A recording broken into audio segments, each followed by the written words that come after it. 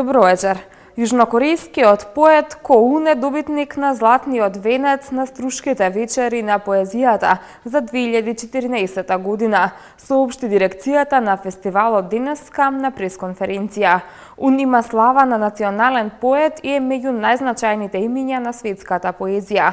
Во одлуката на одборот стои дека наградата му се доделува за високите уметнички остварувања, особениот поетски израз и силината на поетскиот сензибилитет, преку кој човекувањето е преточено во поетско творештво. Со оваа информација ги започнуваме денешните урбани вести. Останете со нас.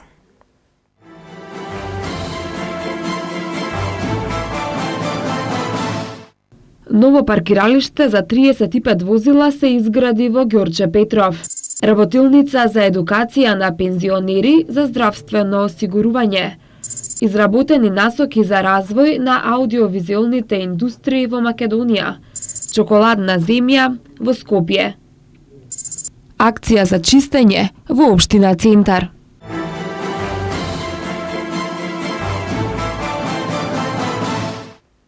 Црвениот крст, Фондот за здравствено осигурување и Сдруженијето на пензионери на Македонија денеска ја организираа првата работилница од предвидените 14, со цел да ги информираат пензионерите за многу актуелни теми од областа на здравството. Прва едукативна работилница на тема информирање и едукација на пензионерите за прашања од здравственото осигурување и за превенција на здравјето се одржа денеска во Домот на хуманитарни организации Даре Џамбас во Скопје, во организација на Фондот за здравствено осигурување на Македонија, Сојузот на пензионери на Македонија и Црвениот крст на град Скопје. Директорката на Фондот за здравствено осигурување на Македонија Маја Парнаџиева Змејкова истакна дека станува збор за голем проект на фондот за зближување со пензионерите.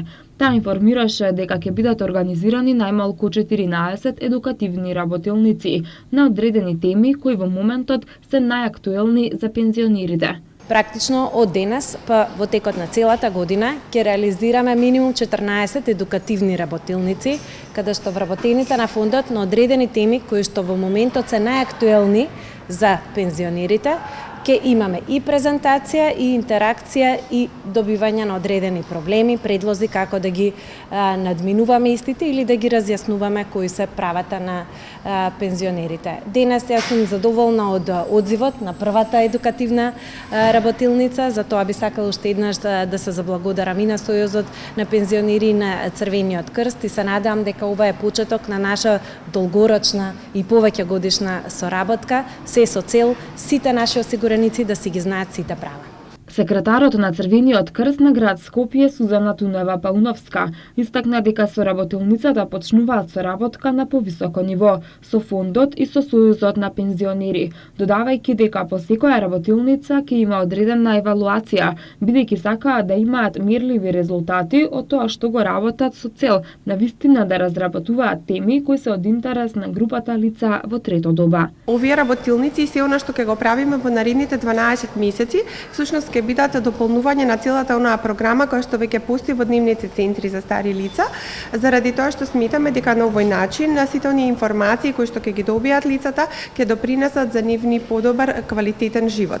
Сакам да кажам дека после секоја работилница ќе имаме одредена евалуација, заради тоа што сакаме да имаме мерливи резултати од тоа што го работиме, се со цел на вистина да разработуваме теми кои што се од интерес за групата на лица во трето доба, заради тоа што во моментов сметаме дека сите оние новини кои што се случуваат на полето на здравственото и пензиското осигурување, на полето на тоа што значат дополнителни лекови, се она што значат дополнителни интервенции за овие лица, навистина сакаме да ги информираме на време, се со цел сите да бидеме задоволни и да бидеме одговорни личности во заедницата.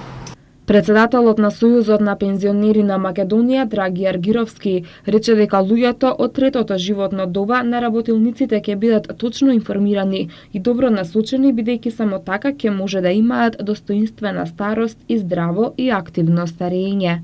Ова визија долго време што имаме да почне да се реализира, веќе заедничките интереси. Интересот е луѓето од третото животно доба да бидат и благовремено информирани, и точно информирани, и добро насочени, бидејќи само така ќе можат да имат и достоинствена старост. Токму ова тема е многу актуелна кај сите пензионери и работилниците треба, кои ќе бидат не само во Скопје, ќе бидат низ цела република, ќе дадат одговор на многу прашања што ги поставуваат наши пензионери. А тоа е многу значено, таа здравствената заштита, евиденска ќе расправаме и околу информирањето на пензионерите за оваа проблематика. Во нашиот вестник веќе ќе имаме секој број посебна страница за најактуелните работи во фондот за здравствено осигурување, така да навистина ќе може уште еден чекор напред да одиме и на ова поле за здравствено осигурување и здравствената заштита на пензионерите. Аплауз.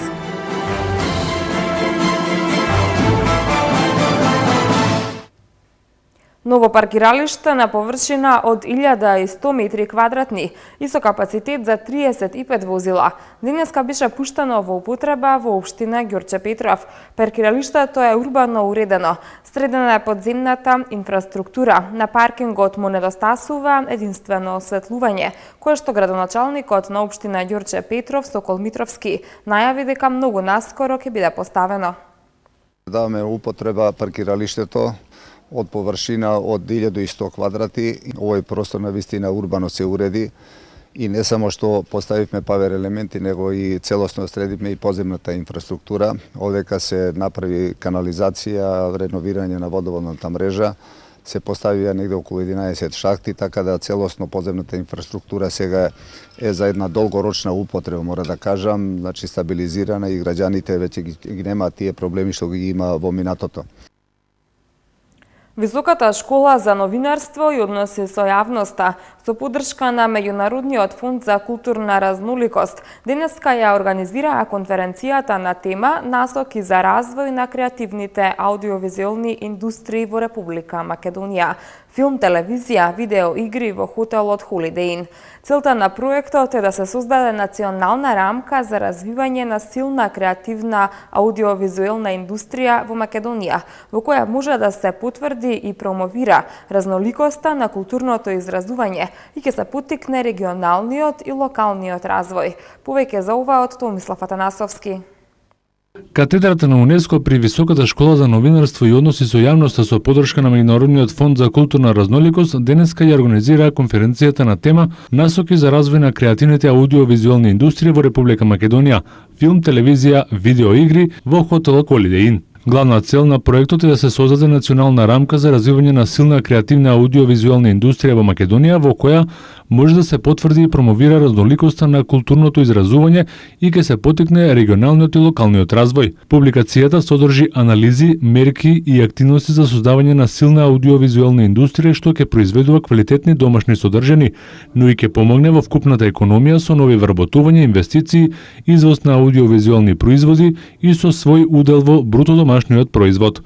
На конференцијата беа представени насоките кои произлегува од анализите, дебатите и работилниците во рамките на проектот Мерење на економскиот придонес на аудиовизуелната индустрија во Република Македонија, проведе во периодот од март до декември 2013 година и се однесуваат на 6 области: политики и мерки за поттикнување на претприемништвото, политики за филмски и аудиовизуелна дејност, професионално и институционално поврзување, финансирање, образование, обуки и професионален развој и следење, ажурирање и анализа на податоците за аудиовизуелна област. Своји согледувања за институционалните можности и професионалните перспективи за поддршка и развој на аудиовизуелните индустрии денеска изложија представници на релевантни институции, професионални групации, образовни установи, медиуми, продуценти, експерти, невладини организации и останати засегнати страни.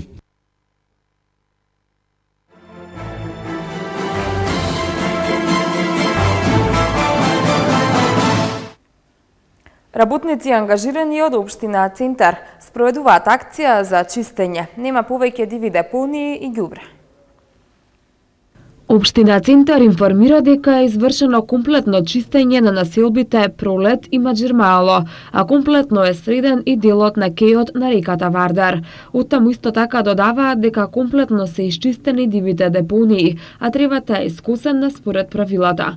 Чистењето на јавните површини ќе продолжи во понеделник, за кога е најавено повторно излегување на терен на работниците ангажирани од страна на Општина Центар, со што ќе се работи на чистење на плацот кај Народна банка.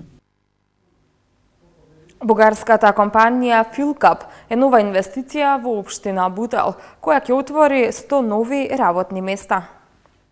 Одлуката за вложување ја објавија денеска министерот за странски инвестиции Джери Наумов и менаџментот на компанијата, која веќе е присутна на македонскиот пазар 10 години. Објектот на компанијата ќе се простира на 10.000 метри квадратни во Визбегово, општина Бутел, и ќе произведува трафостаници за пренос на електрична енергија.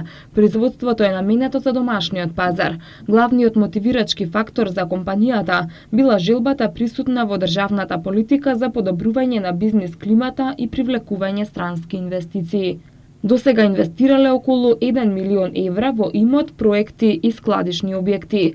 Компанијата во Бугарија има 15 годишна историја. Почна со трговија, потоа производство на различни технички линии и производи. Работи во повеќе земји надвор од Бугарија, како Романија, Грција, Кипар, Германија, Албанија и Косово, и намерата е да развијат слична дејност и во Македонија. Во Скопје по втор пат се организира манифестацијата Чоколадна земја. Посетителите ќе може да уживаат во 1000 видови чоколадни задоволства, а најмладите ќе се надпреваруваат за да добијат чоколадно изненадување. Фестивалот Чоколадна земја продолжува и овој викенд во Вероцентарот. Според организаторите, посетителите повторно ќе имаат можност да уживаат во големиот избор на чоколади и сладки задоволства на многу познати брендови, покрај тоа што ќе се запознаат со над 1000 различни чоколадни производи од 9 домашни и странски производители. За најмладите се предвидени работилници и забавни игри. Ќе се изработуваат сладки од разни материјали, а ќе биде организирана и сладка меморија, игра во која може да добијат безброј сладки награди.